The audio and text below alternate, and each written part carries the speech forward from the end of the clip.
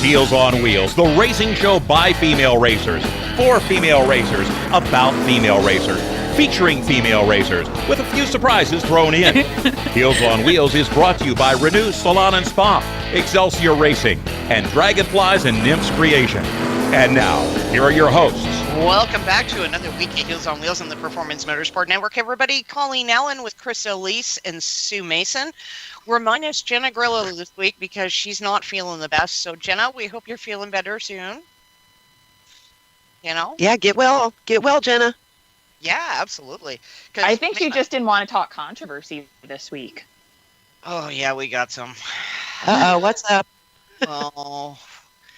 Well, let's save it for a little later because it's going to be a somewhat involved discussion. Let's start off with, where did Danica finish at Watkins Glen? Like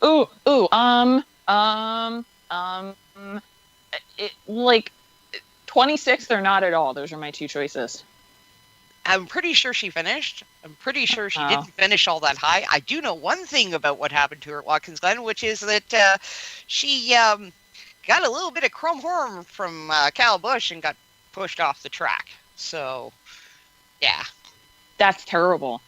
Well, I mean, if you're going to get boffed off the track, why not get boffed off the track by Kyle Busch? Hold on a second. Let me try that again because that was too believable. Oh, my goodness. That's terrible. You feel so sorry for her. I know. I do. Oh, man. Oh, I'm trying to think of a comeback for that, and there's just nothing there. You got nothing. Mic drop and walk away. Oh, my God. I got absolutely nothing. Oh, Lord. Give me just 1 second. I will tell you how we shook up at Watkins Glen. Yeah, Martin Truex Jr., followed by Matt Kenseth, followed by Daniel Suarez, and our good friend Danica Patrick said, well, whatever. She finished 22nd. You were close, Krista. Ooh! Wow. Okay. Yeah. That was darn close. Congratulations, Danica, for not finishing last. Well, now hang on a second. Here are some of the people she finished ahead of. Let's give some credit where credit's due here.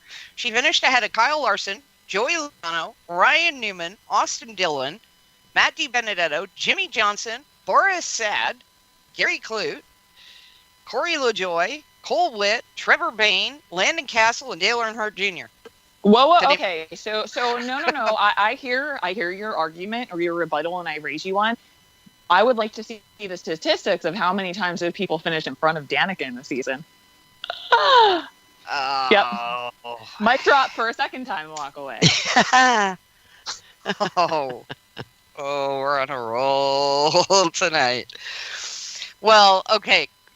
Just to reinforce my point, out of all those names I listed off, by the way, all of them were classified as running at the end of the race, except for Dale Earnhardt Jr. All right, I'll give her a little bit of credit. It wasn't by disqualification. Just a tiny bit. No. Yeah, only one out of Yeah, and I think I heard that Junior showed up with, I believe, drivetrain, something train issues that they tried to fix at the track, and well, that didn't work well. When you show up with with an ailing engine, you're not going to be fixing that. That's not happening. So, So are you going to try to give her credit for finishing in front of Dale Earnhardt Jr. because he's so good, even though he DQ'd? But she finished in front of him. That's the argument that you're making. Well, I mean, he broke. DNF. So, okay, whatever they call it in NASCAR. But seriously, that's the point you're making. Like, wow, she finished in front of some of these people because, like, they had issues. Yeah. Whether it was driver mod issues or car issues. Yeah. Just statistically speaking, it's still not impressive given her career. Sorry. Yeah. Well, I still haven't seen any kind of confirmation that she is retiring at the end of this season from NASCAR. So. What is that? What, retiring from NASCAR? Retirement in general? Well, I can assure you I will be on the edge of my seat until I hear that announcement. You know, I eat, sleep, and breathe Danica, and I follow her career because I have all of that time to do so. So I'll be distraught. I might need some time off from the show for that one. Poor girl. Man. I still remember the time she picked up the livery, the Wonder Woman livery for the Wonder Woman movie. And almost immediately after she picked up that livery, and I think it was Talladega, she got clocked doing a Mach 1.5 lap, which is like, that's what that livery is for. So, yeah, seriously. Yeah. Mach 1.5. She was like twice the speed of sound, almost. It was impressive. Was the equipment malfunctioning? Yes. The timing equipment, that is. Oh my goodness. You know what we haven't talked about the last couple of weeks, and we mentioned it both times and we never talked about it. We probably should. Audi, a couple weeks back, released a commercial in China, which was a bride and groom getting married, and the future mother-in-law interrupts the wedding, walks up and does the whole, inspect behind the ears, check the teeth, all that jazz of the bride. Like the inspect a racehorse kind of deal. And then it goes away from that and it talks about used cars. So Audi was essentially, yeah. So in this commercial, in essence, Audi was comparing women to secondhand cars. God, that's fucked up. Or horses. No. That's terrible.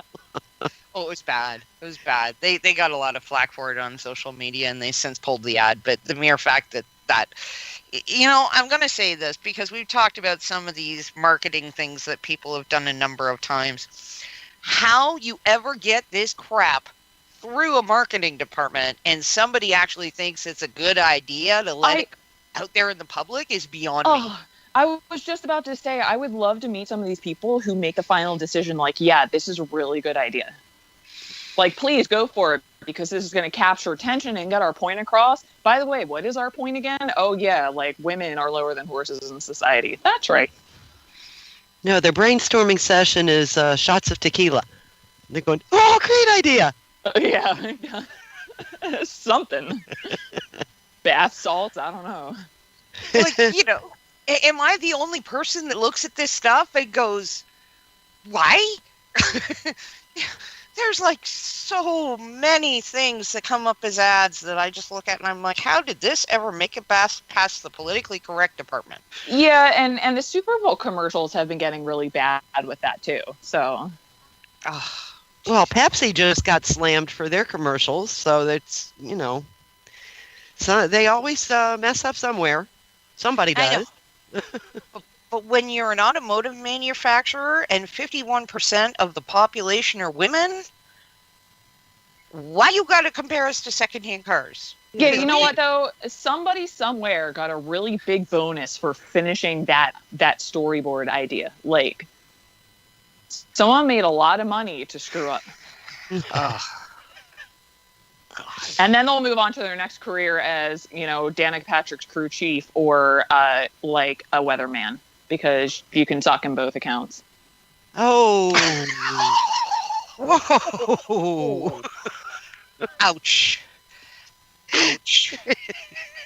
Oh. Another mic drop. Yeah. On a roll today. She's totally on a roll tonight. Oh my God. Oh, I have no idea. No. I just read the message board from our producer, DNF. You know what that stands for? Danica never finished it. So it's not me. I think Bob wins for tonight. I actually have a friend on Facebook who every single weekend, at some point, you will see a status message from him that says one and two things. She's in the wall, or she's not in the wall, but she should be.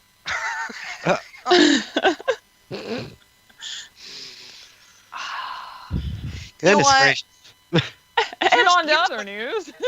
Well, no, I'm going to just say this a little bit. I really sincerely hope that when Danica Patrick does retire from NASCAR, that she takes up sports car racing and is really good at it. Because that would just be awesome. Why that?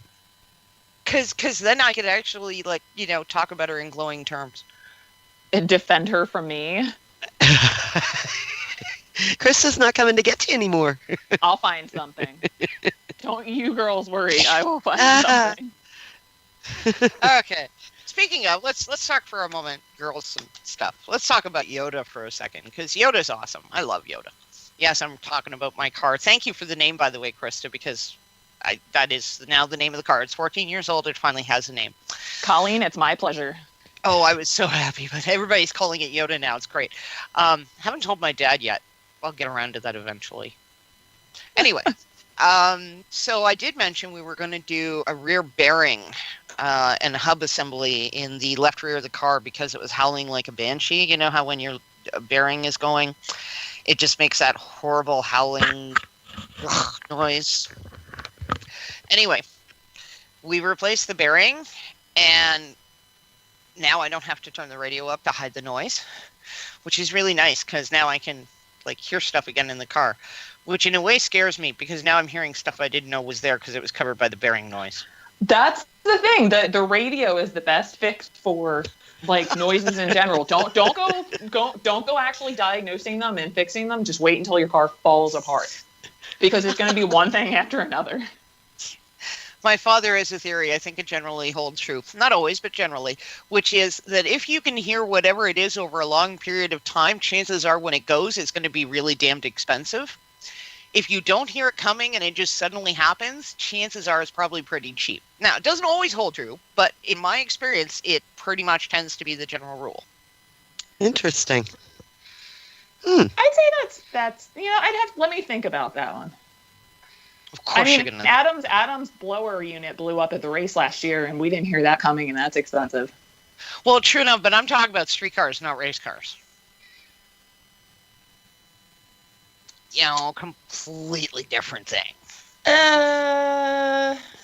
the most part. Yeah, all right, I'll agree with Sue. I think that's relatively accurate. Yeah, I mean, I'm not saying it's always accurate because you can blow a transmission up in a street car and have no indication that it's coming, or grenade a gearbox, end up with a box full of nothing. But generally speaking, if you can hear a sound in your car that gets progressively louder and worse as time goes by, it's probably going to be a pretty expensive fix. But good point. Yeah.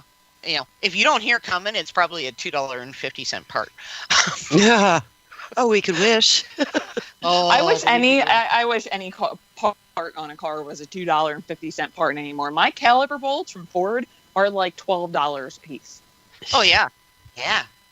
It gets nutty. It gets absolutely batty. I won't even tell you how much I paid for. Oh, by the way, we didn't need the bolts I ordered, so I got to return those and got my $13 and change back. But yeah. Nice. Let me tell you where we get most of our race car bolts from anymore is Ace Hardware down the street and Home Depot. Just throwing that out there. Yeah, why not? As long as it's like a 8-gauge bolt, you're good to go. At any rate, we need to take a break. And when we come back, we're going to talk about that piece of controversy I mentioned, as well as we're going to dive into seatbelt usage. And we're going to take a look at a survey that Ross Bentley from Speed Secrets did on performance driving and what people think about performance driving. So we'll be back right after this break. Parents, your son or daughter has had their license for a while now, but you want to make sure they're prepared for any situation they may face on the road. High school driver's ed doesn't teach them to drive defensively. They need to be prepared for any highway emergency. For less than a month's insurance, and a whole lot less, BSR instructors at Summit Point Motorsports Park in nearby Summit Point, West Virginia, will teach your son or daughter how to respond instantly and positively to unexpected situations on the road. BSR's specialized accident avoidance training teaches swerve to avoid maneuvers at highway speed, ocular driving, which focuses driving attention on ways to avoid accidents, vehicle dynamics and feedback, skid control and skid recovery, threshold braking on straights and progressive braking on curves, and off-road recovery techniques. This is stuff driver's ed simply doesn't teach. So call BSR today, 304-725-8444. Give your kid the skill set needed to drive safely and responsibly on the highway. That's 304-725-8444. You hear that? That's the sound of America's only sports car. That's right, it's a Corvette. But not just any Corvette. It's your Corvette. It's that who cares if there's traffic part of your day. And this can be you when you come to Cooper Corvettes. With 60 years of Corvettes to choose from, there's always a Corvette in your budget. And they'll service any Corvette you bring in. Cooper Corvettes on Route 1 just north of Quantico and Triangle. Call, click, or visit coopercorvettes.com. We're growing like crazy and need account reps who know their way around agencies, the internet, and social media. Got connections? Or do you know how to get to the decision makers? Are you fearless? We need you. Internet radio, or as we call it, wireless mobile radio, is rapidly becoming the place to be with almost limitless income potential. So contact us to get involved with the fastest growing professionally produced group of internet radio stations in the world. Your imagination is the only limit here. Call 717-749-0444. That's 717-749-0444. Or you can email us at scorpionradiogroup@gmail.com. You want to ask for Sue. Hi, this is John Ondrasik of Five for Fighting, here for RAD, the entertainment industry's voice for road safety. You know, style is a personal thing, and your lifestyle is your business. But if you take it on the road, it becomes everybody's business. So please, plan ahead, designate before you celebrate. Friends, don't let friends drive drunk. A public service announcement brought to you by RAD, the National Association of Broadcasters, and the Ad Council. Automotive technicians and auto service trainees, how would you like to work at the beach and perform for one of the best car care centers in the nation? Louis Meineke is now looking for skilled automotive technicians to join their award-winning team. If you're a gearhead that knows his or her stuff, or a young up-and-comer that has the motivation and drive to succeed, then you need to make this call today. 302-827-2054. Louis Meineke Car Care Center, located in beautiful Lewis, Delaware, offers a highly competitive compensation plan, great benefits, a flexible schedule, and did we mention that you're going to be working at the beach? Plus, there's a signing bonus for the right candidates. Technicians must be ASE certified and have a minimum of 6 years experience. Beginners advance at your own pace in one of several entry-level positions. But whatever you do, don't wait. These jobs will go fast. Call Tim at 302-827-2054. That's 302-827-2054. Louis Meineke Car Care Center. Rev up your career. You're listening to Heels on Wheels exclusively on the PerformanceMotorsportsNetwork.com. Now back to the fastest women on the planet. Welcome back to Heels on Wheels on the Performance Motorsport Network, everybody. Colene Allen with Krista, Elyse, and Sue Mason. And, well, I did say we were going to get into the controversial part of the show, and this would be it. Press release yesterday from the Trans Am Series stating that Tommy Dreese has been reinstated and is eligible to compete in this coming weekend's race at Mid-Ohio Sports Car Course. So we need a backstory on this. Oh, there's a backstory on this. So this is the second time this particular... Okay, let's do this from now backwards as opposed to from the beginning forwards. So Tommy was reinstated from a one-year ban. The one-year ban was the result of two separate incidents he was involved in, one of which resulted in, and I'm not clear on exactly what happened here, but injuries which I imagine were minor to a track safety worker at Road Atlanta. The other one was a physical altercation with a crew member from another team at, I believe it was Indianapolis. So between those two, they gave him a year ban.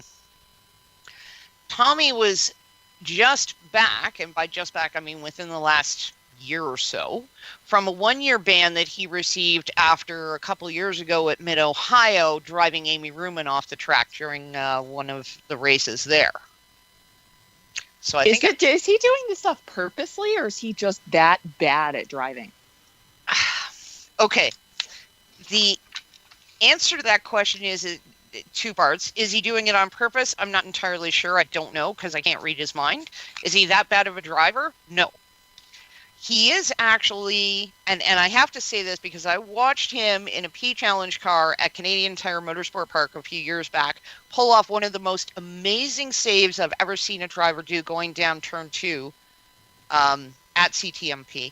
And I mean, he is a good driver. He can definitely drive. He's a good hot shoe. He is a long-time experienced driver. He was driving in the Trans Am Series back in the early 2000s when I was flagging them here in Canada. when you were competing against like Scott Pruitt and Paul Gentilossi and Boris Said and so on and so forth, Brian Simo and the whole 9 yards. So, and Johnny Miller, I mean, can he drive? Yes, he definitely can. Why it is in the last couple of years he's had these issues, I don't really know. Now, the current chief steward of the Trans Am Series is a gentleman we're very familiar with by the name of Wally Dallenbach Jr. Wally Dallenbach Jr. has stewarded a number of different series over time. At one point, he was the chief steward for Champ Car, I do believe. So it's, Wally is a good steward.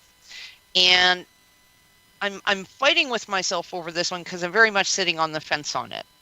And I'm sitting on the fence on it for two reasons. Number one, there are a number of people who are involved in racing that are very understandably concerned about Tommy Derisi having his license reinstated. By the same token, we don't know what stipulations and requirements the series put on Tommy to get his license back. We also don't know, although it's been said that he exceeded the stipulations and requirements the series put on him and did so voluntarily. I don't know what those stipulations were. I don't know how he's exceeded them, but he's back. He'll be back probably this coming weekend at Mid-Ohio Sports Car Course for the Trans Am race there because he is eligible to participate as a driver in that race. So, did they maybe recommend that he go for an optical exam? Like maybe he has Wild Thing syndrome from that movie and he can't see. Like he's getting old. I don't know. I have no other theories other than he just like lost his touch and sucks at driving. Well, yeah, except that it doesn't really look like he's lost his touch. It more looks like he may have, for lack of a better way to put it, anger management issues.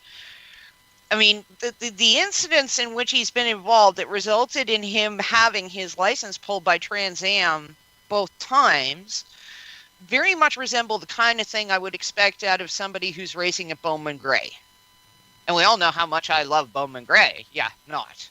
Yeah. I think Bowman Gray, is a travesty. And to call that racing is complete and utter crap. But, the way that he drove in some cases would have had him fitting in with the Bowman Gray crowd just perfectly. And in fact, if he went to race at Bowman Gray, I'd say, hey, good on you. Have fun.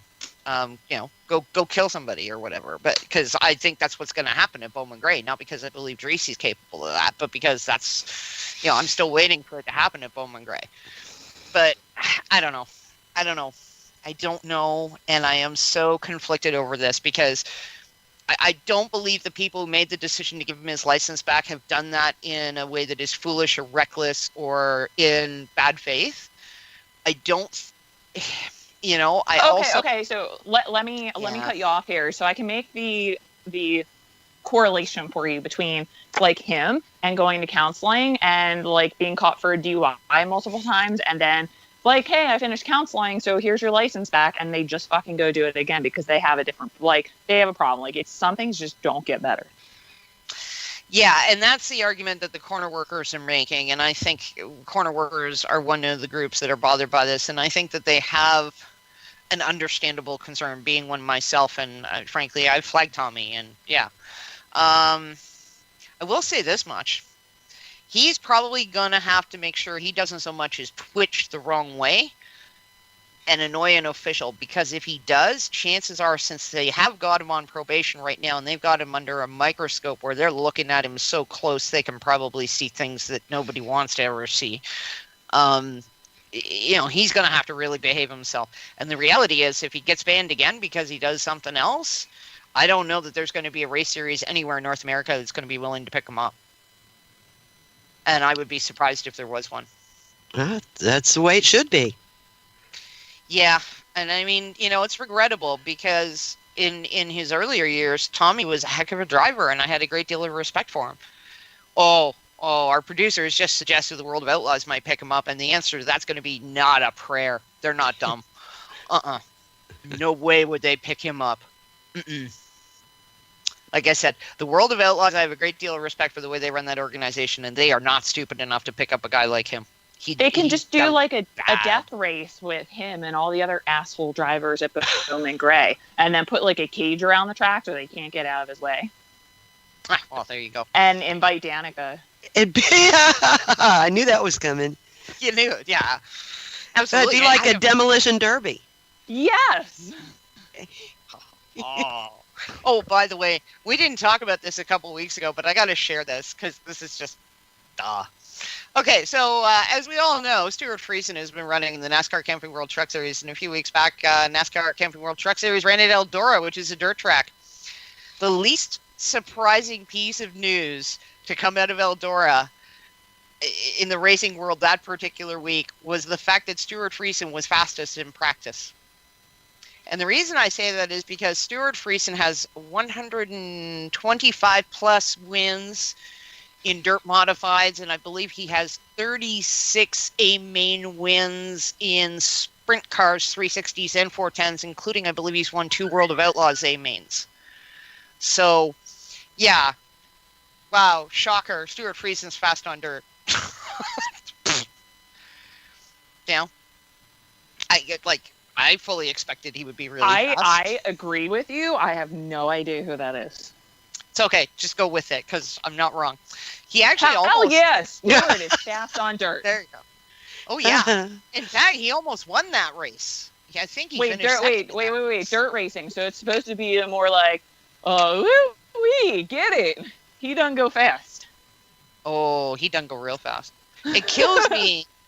What kills me about Stuart Friesen, and I will honestly say this, is that he's got 36 A-main wins in sprint cars. And they refer to that as dabbling.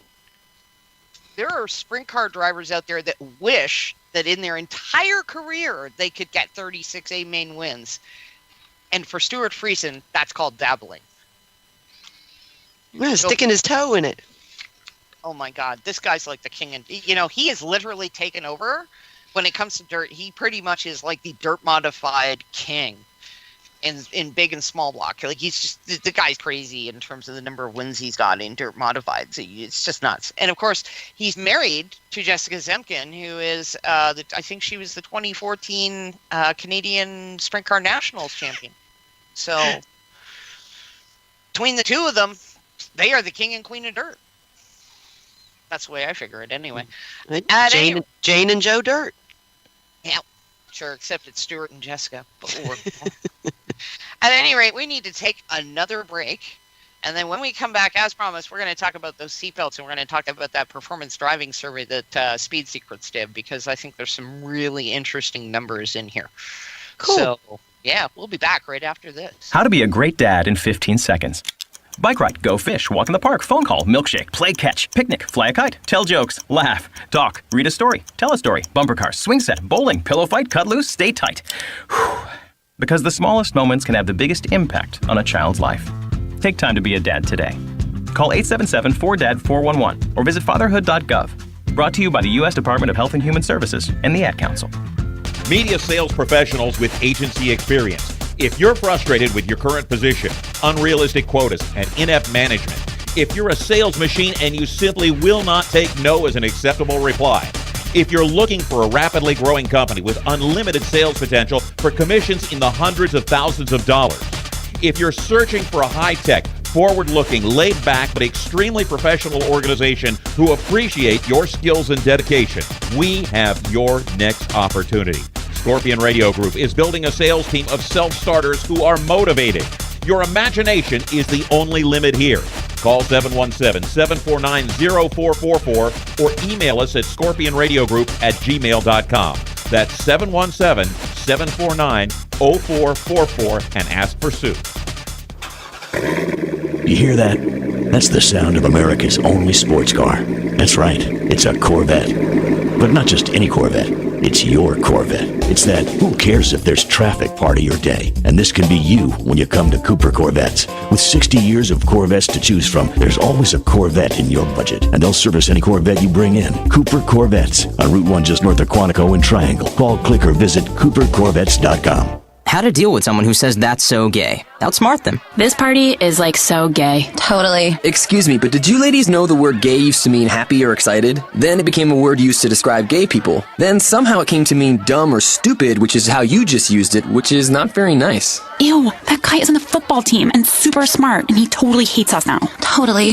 When you say that's so gay, do you realize what you say? Knock it off. Learn more at thinkbeforeyouspeak.com. You got it locked to Heels on Wheels, the Performance Motorsports Network.com, a member of the Scorpion Radio Group. Now back to the women wearing the driver's suits.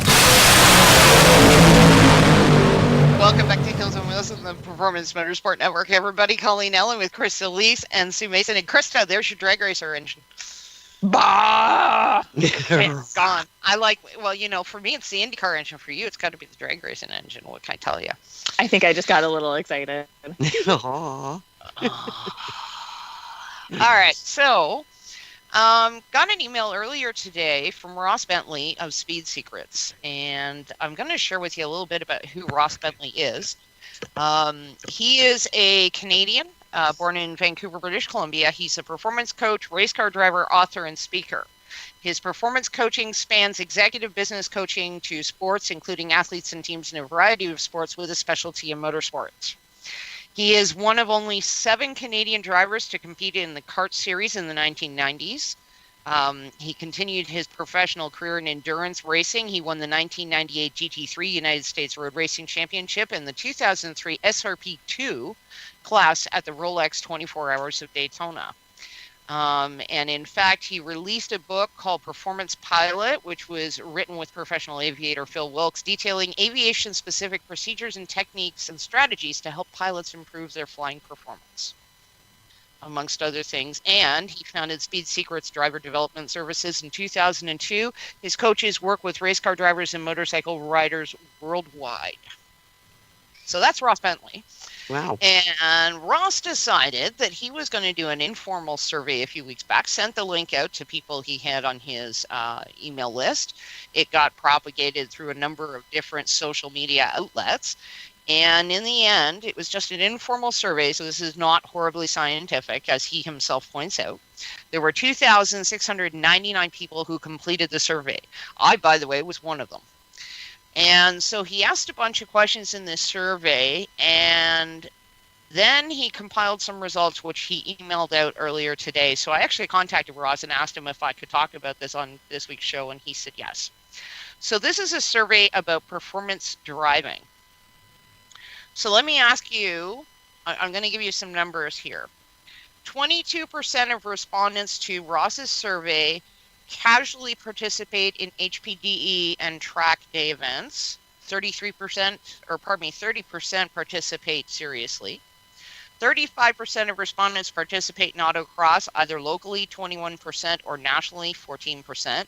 Sim racers were represented at 13%.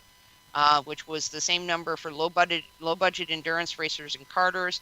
Rally and rallycross were 21% of respondents, and club racers were 20%. 10% were pro racers, and time trial and time attack were 7%. So it's an interesting mix of people. I'd say it's a good cross section. Yeah. Yeah, I was going to say. Yeah, what I find interesting about it is 10% pro racers. That's kind of cool that he had that kind of participation from pro racers.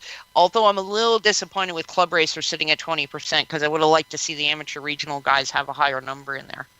Anyway, about 20% of the respondents rated themselves at a 7 out of 10 in terms of skill level. 18% rated themselves a 1, and 16% considered themselves a 10.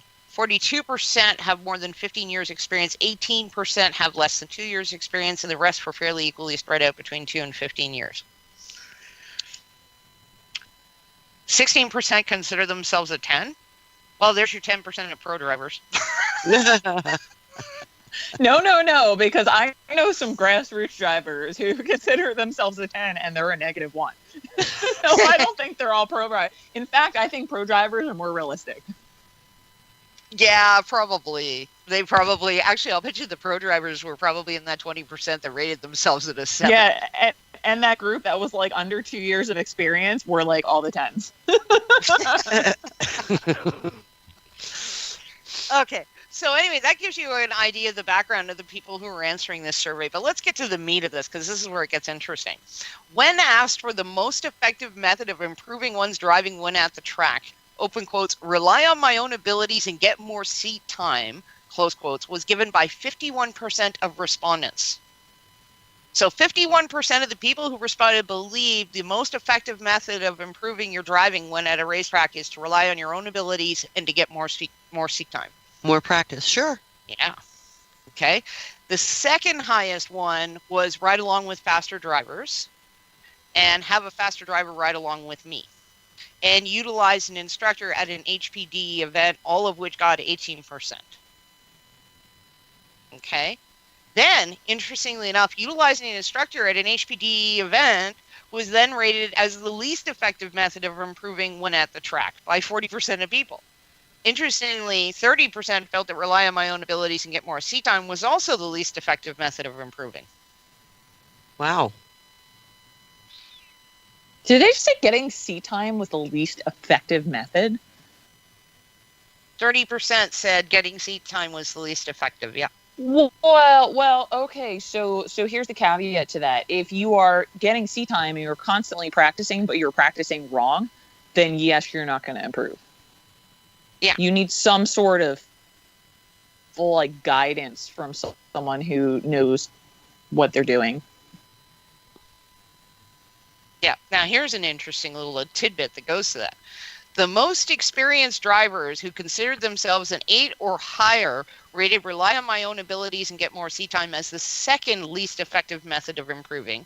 They rated utilize a personal/private coach as the most effective. So Ross's question here was, could it be that they've learned something here, or is it that they're at a point with their driving that coaching is the only way to improve? I mean, that's a really broad statement, because people cap out at different levels. Yeah, true enough.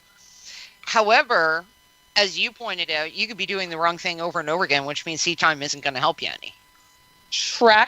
So from personal experience, private track rentals where, we do a couple of us with seasoned drivers who know what they're doing is by far more like better experience and more beneficial than just going to a test and tune and continually making laps myself. Mm-hmm. So here's another interesting part of this. The question was the most important aspect of your driving that you want to improve. Braking was a clear number 1, with almost double the number of any other comment. Knowing how to drive the limit and all the mental challenges were a close number 2 and 3. And of course, Ross says he's happy to see this as he's focused much of his coaching on these aspects over the past few years. So the top 3 most important aspect that drivers want to improve is braking, then driving at the limit, and then dealing with the mental challenges. So braking as in like when to start braking, because you're talking about like road course stuff. Correct. Yeah. Okay. I can see that because that really like plays a big part on your lap times. Yeah, absolutely. And then the next part is driving the limit, and that how do I put this? Driving the limit on a road course isn't so much about driving the limits of the equipment you have as it is driving the limits of the equipment that you have on the configuration of the track you're driving on. Yeah, I'm with you. That makes sense. Sure. Yeah, because your equipment may be at a limit where it can exceed the limits of what the track will allow it to do. Right? Like, ain't nobody gonna go run at Watkins Glen and make it through the bus stop doing 230, miles an hour. That's just not gonna happen. I think out of all of those, I really think the mental one is really important, but I mean, in all types of racing, what you said about driving the limit for your conditions and your equipment combined is super, super important to find that happy medium in any type of racing. Yeah. And then he asked another question, which is what are the most and least effective methods of improving when away from the track? Watching videos was second for both most and least effective. 41% saying it was most effective, 31% saying it was least effective. Study data was not considered to be more effective. In fact, 39% said it was least effective. And now, I want to go back to that study data one. Because a couple weeks ago, don't forget, we had Kate Gunlack on the show, who was Scott Dixon's assistant engineer, works on all the electronics on his car. And the data she pulls off all of those sensors tells them a whole lot about how Scott drives that car. And looking at that data is very, very important to not only setting the car up, but to also making sure Scott is driving that car efficiently. Not every one of those drivers has that type of data available. You have to keep that in mind. I know, True. like, we don't start collecting data until we get into the serious ranks of heads-up racing. Okay, Like, fair point. it becomes standard. Your club racers and stuff aren't, you're going to have your onesies, twosies. I'm not saying nobody will, but it's not going to be like a standard given they're going to have that. No, true enough. But let's assume that you do. Why would you not take advantage of the fact that it's there? The mean, data? You would. Yeah. You would. But, Well, sure, but does if you that had mean it. does that mean you're going to think that's the most effective, way to learn and improve? I have mixed feelings on that one. Okay. The data for us, see, I'm trying to kind of make that connection. The data for us tells you a lot about how the car is responding. The only thing it really tells you is like how you're shifting. So it does tell you about your driving, but it doesn't tell you enough to like help you improve overall as a driver. Yeah, I see your point. And actually, funny enough, just pointed out too, by the way, sim racing was not in that list, or at least not that we know of. Well, that's interesting. Yeah. What about in-car cameras, with them actually looking to see how they did as they're driving? No, I don't see anything about that here either, and I'm just looking. That's a good one too, because I know we have one crew member stand at the line and video how the back tire, how it wrinkles and how it reacts. And you can tell a lot about how you start off the line just by watching that tire and watching like how you take off. Yeah. It's just like in road course racing, you can tell how close you've gotten on the setup if you take the tire temperatures on the outside, the inside, and the middle of the tire. Because those temperatures will tell you a lot. Certainly. Yeah, Sue, that was a really good point. Yeah, so, I mean, there's all kinds of ways that you can improve stuff. It just depends. I think part of this is how it fits your personality and the manner and style in which you communicate and learn. And I think part of this may also be what's available to you, depending on your budget and how serious you are about this. I agree. Yeah. Absolutely. Those onboard cameras aren't all that expensive, and I've seen at tracks guys bringing their videos and saying, "Hey, tell me what I needed to do here. What did I do wrong? How can I fix it?" And it's a great discussion. It gets them to thinking mentally about that specific track anyway. One of the things I always loved was when a regional club racer would come out to the corner after he had to shunt in the corner, and he'd look at us and go, "So were you guys here when I crashed earlier today?" "Yeah, we were." "What the heck happened there?" And this was one of the funniest ones I ever had, and this was back in the day when Will Turner was still driving. Sorry, Will, I'm picking on you, but you'll live. Will Turner showed up one time at Turn 9 at Mosports, Canadian Tire Motorsport Park, and he was standing there watching our regional guys, because they were running as a support race to the group that Will was racing in. Standing there watching our regional guys go through Turn 9, and he actually said, he tapped me on the shoulder and said, "Hey, out of all these guys out there right now, who do I really want to watch?"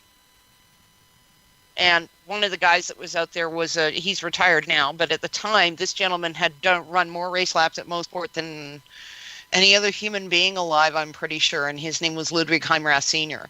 And I pointed Ludwig Heimrath Sr. out to him, keeping in mind at this point, Ludwig Heimrath Sr. is probably in his early 70s, if not older. And I pointed him out to him and said, "That's your guy."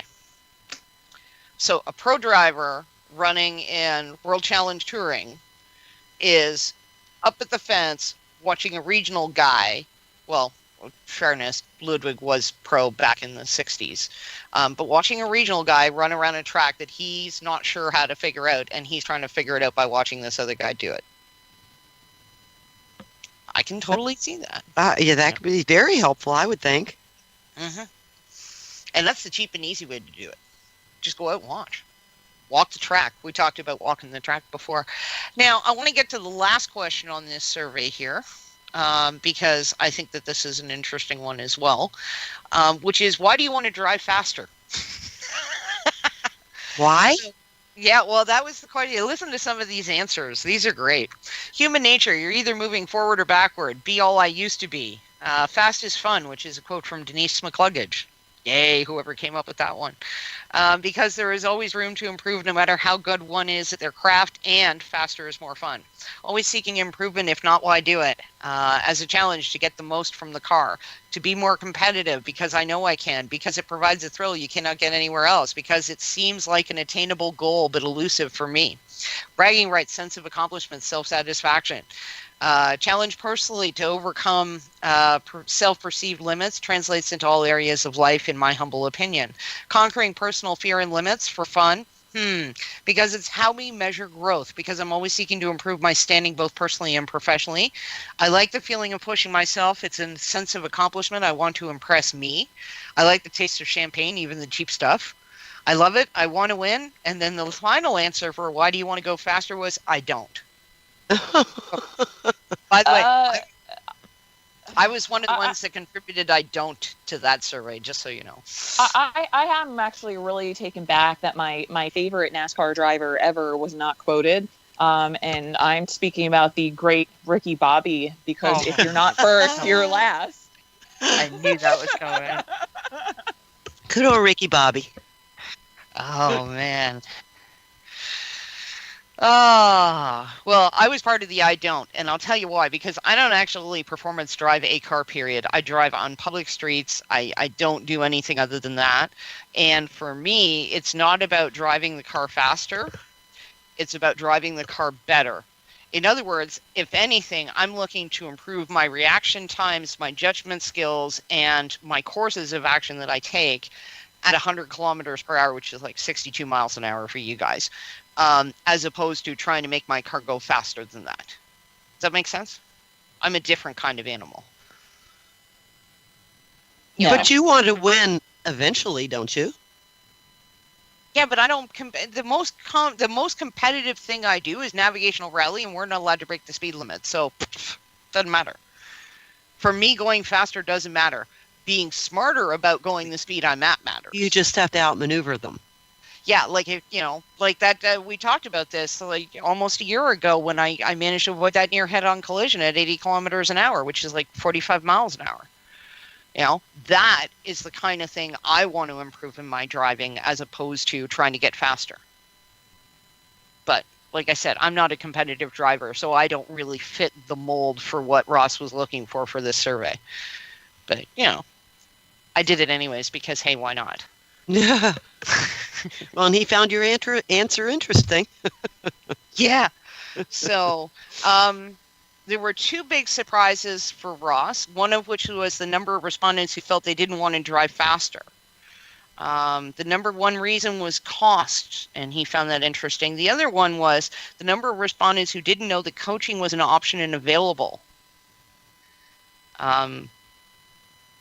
The second most common reason stated for not using a coach was, seriously, that's a thing? Like, you can do that? So, yeah. So it's very interesting, the results of this survey. You can actually find a full copy of the report. Just looking for it here at speedsecrets.com. He has published it in his newsletter. I'm just trying to find where that is. Speed Secrets Weekly, issue number 223. So if you want to take a look at those survey results, it's worth it. But the Can you post that up on the page? Oh, yeah, I can absolutely find that and post that up on the page. But like I said, the interesting part of this for me was, A, some people aren't focused on going faster, and B, people who do want to go faster didn't even realize that coaching was an option. I don't know. That is interesting because coaching is an option in just about any endeavor in life. There's always a coach. Hell, there's even life coaches now. Oh, sure. So, organization coaches, you name it. Sales coaches. Yeah. In fact, Danica Patrick might need a coach, but that's a separate issue. For once, I didn't say it. No, it was me. At any rate, we need to go to break now, and when we come back, we're going to talk about seatbelts, because we can.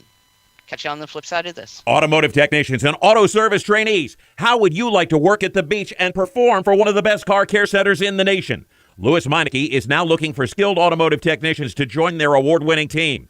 If you're a gearhead that knows his or her stuff, or a young up-and-comer that has the motivation and drive to succeed, then you need to make this call today. 302-827-2054. Louis Meineke Car Care Center, located in beautiful Lewis, Delaware, offers a highly competitive compensation plan, great benefits, a flexible schedule, and did we mention that you're going to be working at the beach? Plus, there's a signing bonus for the right candidates. Technicians must be ASE certified and have a minimum of 6 years experience. Beginners advance at your own pace in one of several entry-level positions. But whatever you do, don't wait. These jobs will go fast. Call Tim at 302-827-2054. That's 302-827-2054. Louis Meineke Car Care Center. Rev up your career. You own a performance car and you know how to drive, but you want to learn real performance driving. Well, Bunky, get that car off the street and onto the track. Summit Point Motorsports Park, the Mid-Atlantic's premier road racing facility, located just over an hour from D.C. in nearby Summit Point, West Virginia, is the place to go. And you'll find that Friday at the track is going to give you what you need. For less than a monthly car payment, you can attend this regularly scheduled one-day instructional event in your street car on one of Summit Point's 3 world-class road racing circuits. You'll receive classroom instruction, skid pad instruction in their cars, including front and rear skid control, and 4 20-minute in-your-car instructional sessions from a professional instructor. Have fun, go fast, and really learn how to drive. Call 304-725-8444 for class schedules and details. That's 304-725-8444. Friday at the track at Summit Point Motorsports Park. Every 30 minutes, another innocent person is killed due to a drunk driver. My best friend. My brother. My poor grandchild. My sister. My father. My husband. My mom. My mommy. Well, I've been afraid of changing, 'cause I've built my life around you. Stop these tragedies before they happen. Don't drink and drive. The Performance Motorsports Network is a compilation of shows about motorsports. From technical to controversial to just fun, everything you like about racing and gearhead stuff is right here on one internet channel. The Performance Motorsports Network. Tell your friends about it. Hi, I'm Reed Sorensen. Racing has been a part of me and my family for as long as I can remember. I had to make tough choices early on to get to the top. It took hard work and dedication. But it's those tough choices that helped me prepare for challenges I would face as a cup driver. Make the right choices today and be ready for the challenges tomorrow. This message is brought to you by the U.S. Air Force. You got it locked to Heels on Wheels, the PerformanceMotorsportNetwork.com, a member of the Scorpion Radio Group. Now back to the women wearing the driver's helmets. Welcome back to Heels on Wheels on the Performance Motorsport Network. Everybody, Colene Allen with Krista, Elyse, and Sue Mason. And let's see here. A couple of quick results we haven't talked about yet. There were some women racing this past weekend at Road America. We should probably talk about them. Don't you think? Maybe? Just a little? All right. So the IMSA WeatherTech Sports Car Championship ran at Road America. And I'm just looking for some results here. The 67 Ford Chip Ganassi Racing Ford GT of Ryan Briscoe and Richard Westbrook, which of course one of the mechanics on that car is Jessica Mace, finished third in class. In GTD, Christina Nielsen and Alessandro Balzan finished fifth in class. And regrettably, and this is sad news, quite a few laps down, Catherine Legg and Andy Lawley for Michael Shank Racing in the Acura NSX GT3 car finished 15th in class. Now, fair point, because I'm sure everybody heard this. Catherine was unfortunately involved in a significant shunt earlier on in the weekend before the race. That resulted actually in cutting short the session in question. And I'm not sure if it was, I think it might have been qualifying.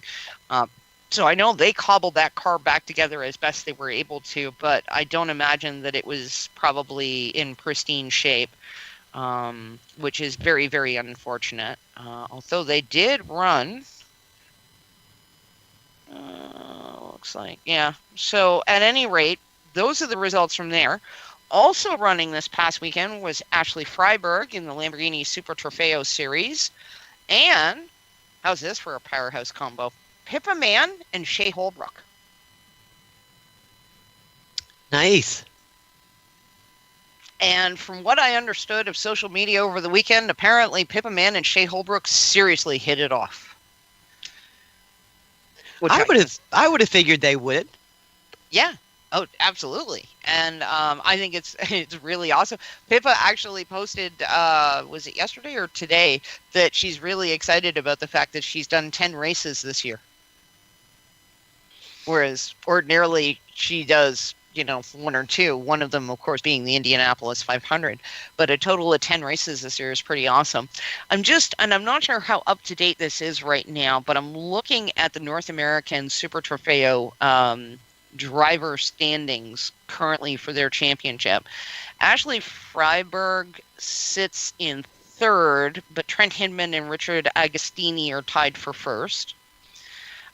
In the Pro-Am category, Pippa Mann sits 5th. And that's all I'm seeing here at the moment. So I'm not even sure how this past weekend went for them, except I do believe that Pippa Mann said they finished P4 in class. So, all said and done, they had a good weekend. I know it was a really challenging one for them because the conditions at Road America were partly rain, partly sun. There are results from the Continental Tires Championship as well. However, that race was significantly shortened and red flagged early due to rain. So, I don't know. And now, we did mention we were going to talk about seatbelts. Recently released study information indicates, and I'm just actually going to read this because I think this is kind of cool.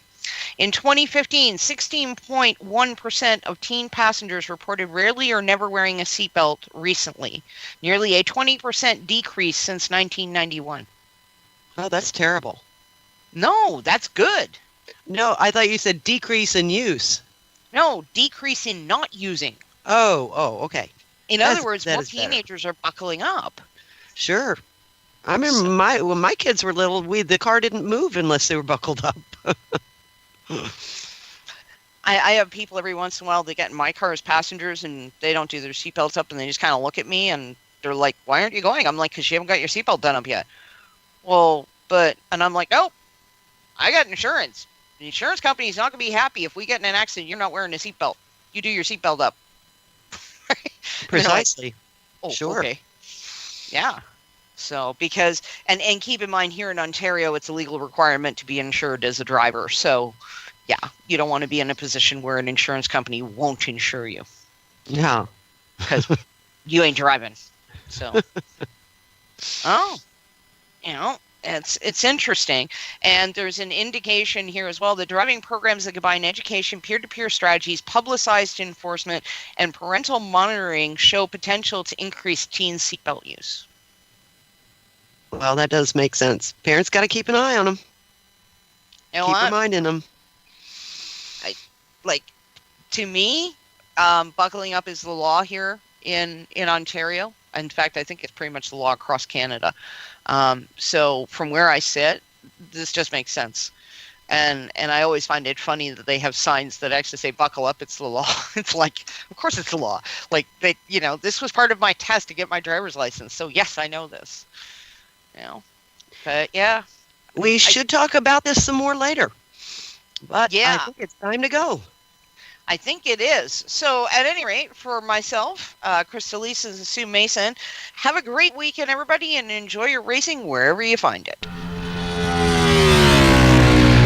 Heels on Wheels is a copyrighted production of www.performancemotorsportsnetwork.com, a member of the Scorpion Radio Group, Incorporated, and may not be rebroadcast, replicated, or saved in any media without the explicit written permission of PMN.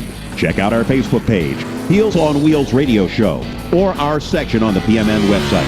The opinions expressed on this program are those of the host and guests and do not necessarily reflect those of the management and ownership of either PMN or Scorpion Radio Group Incorporated. Be listening next week as the fastest women on the planet rev it up and talk racing.